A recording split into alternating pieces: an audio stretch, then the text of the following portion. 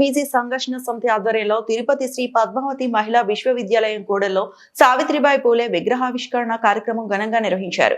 ఈ కార్యక్రమానికి తిరుపతి ఎంపీ మద్దిల గురుమూర్తి హాజరయ్యారు. ఎంపీతో పాటు ఎమ్మెల్సీ సిపాయి సుబ్రహ్మణ్యం, తిరుపతి నగర మేయర్ డాక్టర్ శిరీష ఈ కార్యక్రమంలో పాల్గొన్నారు. ఆమె ఏదైతే కోరుకున్నదో మహిళల యొక్క సాధికారత, వాళ్ళ యొక్క అందరూ చదువుకోవాలనే ఆమె పోరాటం, ఆమె యొక్క కృషి, దాన్ని స్ఫూర్తిగా తీసుకొని ఏర్పాటు చేసినటువంటి మహిళా విశ్వవిద్యాలయం ముందు ఆమె విగ్రహం పెట్టడం ఎంతైనా అభినందనీయం.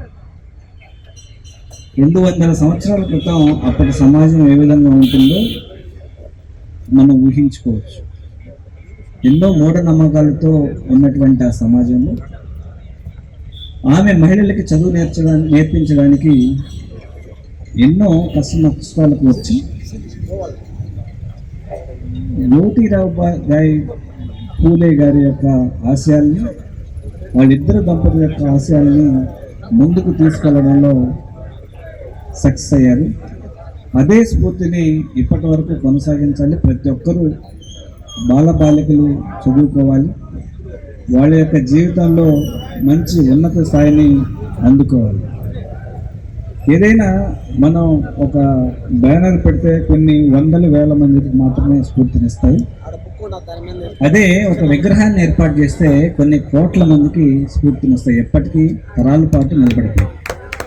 సో అంత గొప్ప పని చేసినటువంటి, అంత గొప్ప పనికి పూనుకున్నటువంటి బీసీ సంఘర్షణ సమితికి, బీసీ నాయకులకి అందరికీ ప్రత్యేకంగా ధన్యవాదాలు మరొకసారి తెలియజేస్తున్నాను.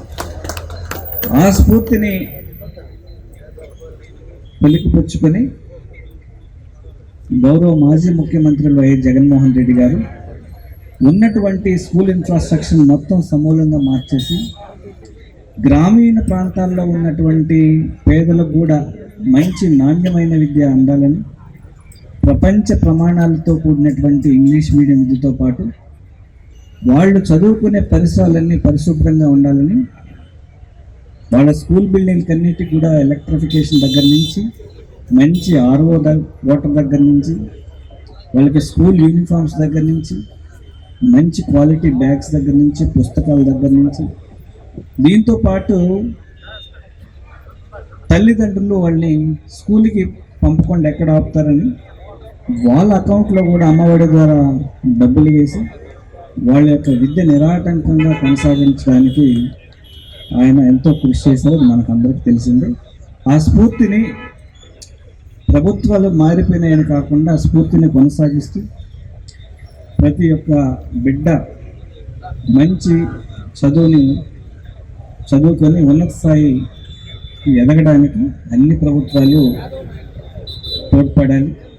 అలాగే ప్రభుత్వ హాస్టల్లో కానీ, స్కూల్లో కానీ శానిటైజేషన్ దగ్గర నుంచి వాళ్ళకి మంచి పోషకాహారం అందేలాగా ప్రతి ఒక్కరూ, ఉన్నటువంటి ప్రతి రాజకీయ నాయకుడు, ప్రతి ప్రజాప్రతినిధి యొక్క బాధ్యత తీసుకొని మనవంతు మనం కృషి చేయాలని మనస్ఫూర్తిగా కోరుకుంటూ, నాకు ఈ అవకాశం కలిగించినటువంటి పెద్దలందరికీ ప్రత్యేకంగా ధన్యవాదాలు తెలియజేస్తూ సెలవు.